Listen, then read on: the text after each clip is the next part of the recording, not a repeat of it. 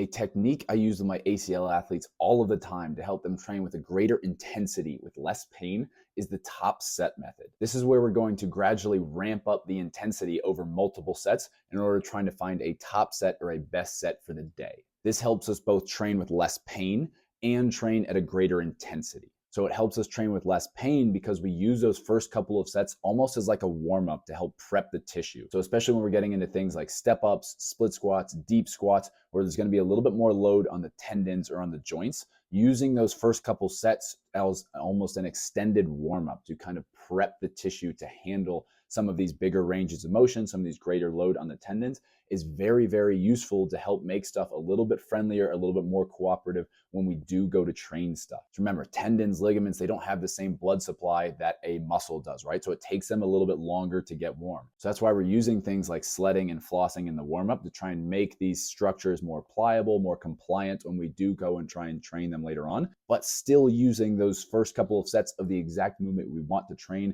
at a much lower intensity. So if we're doing step ups, we'll start with less elevation. We'll even use a stick in the opposite hand. For our deeper stuff, our squats, split squats, we'll use a lot of support. We'll use the floss bands in the first couple of sets.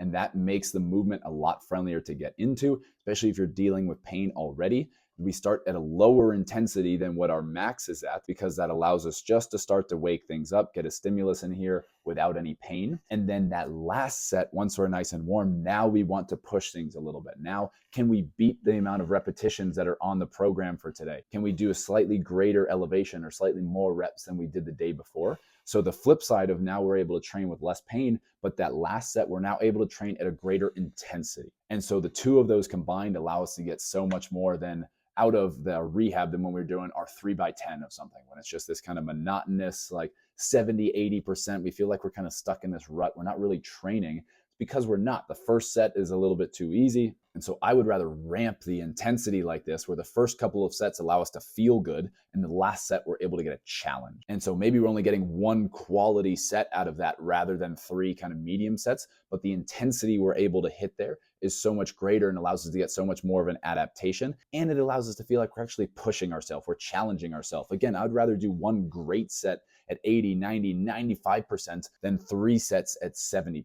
I just think we'll get more out of it. And that's what we're seeing with our athletes. And especially when we're dealing with high frequency, right? So a lot of our remote athletes, we train daily, sometimes twice a day. All it takes is one quality set and then boom, back off, and then we go again the next day. And so from a max weight perspective or from a performance perspective, this might be counterintuitive, right? We always want to train the CNS first when it's the most fresh. That's when we'll get the most output out of it, right? We want it to be warm, but we don't want it to be fatigued. But that's not the intent that we're going for here. We're trying to build the structures and train the tissue. And so if the CNS is a little bit fatigued by the time we get to that third set, I don't care. That's okay, because we're not trying to get maximal output from here. But most of these exercises that we're doing this stuff with, I want to push reps anyway, not weight. So I want to see, instead of 10 reps, can I get 12, 15, 20? And so that's how we'll kind of push the intensity. And again, it's because we're trying to build the tissue, build the structures here, rather than just kind of ramp up neurological output. This stuff is going to come later anyway. The structural piece, the tissue piece, that stuff is way slower to adapt anyway than that CNS piece. So if we sacrifice a little bit of this in order to get the actual joint, tendons, ligaments, especially when we're looking at the rehab side of things, in order to get more out of those, I'll make that trade every time. This also helps us auto-regulate training on a given day. Those first couple of sets that serve as a warm-up, they also serve as kind of a gauge of, okay, what are we feeling today? Like, take the temperature of, like, what do we have in our locker today? So maybe it's feeling really, really good today. All right, we're going to get even more out of that third set than we thought we might.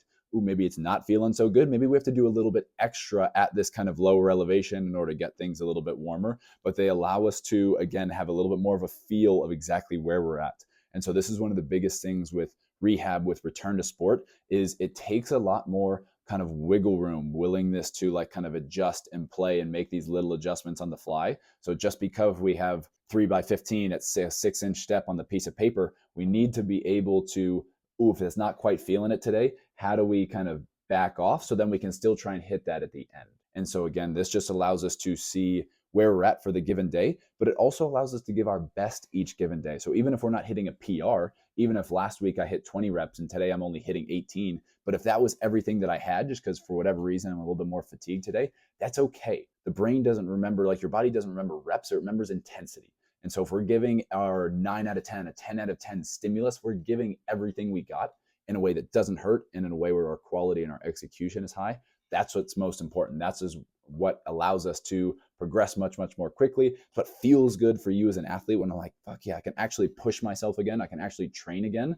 And stacking just those little wins, like when you can find a way to push yourself, even if it's just one set. But if you give me one quality set every single day where we actually train at or near our best for that day, and you stack those up over days, over weeks, over months, like this is probably the single biggest thing that is allowing our athletes to progress so much, is because we're finding a way to take the guy who's 6, 7, 8 weeks post surgery, like barely able to walk, and we're able to challenge him in a way that feels good, and he's able to give his absolute best. Like he's able to give me everything that he's got. He doesn't have anything left on that set that he's doing. And then boom, we can do that the next day. And we can do that same thing with our guy who's 9 months post-op and he's way farther along. And so what we're doing with them, like the actual exercises, load, range of motion, whatever it is a little bit different, but that concept is still the same. Can we find a way to train you? Can we get a stimulus that doesn't hurt, that makes us better? And that's like all of our protocols are just ways in order to do that at various stages of the process, right? Like I said, it's going to look different for 6 weeks than it is at 6 months,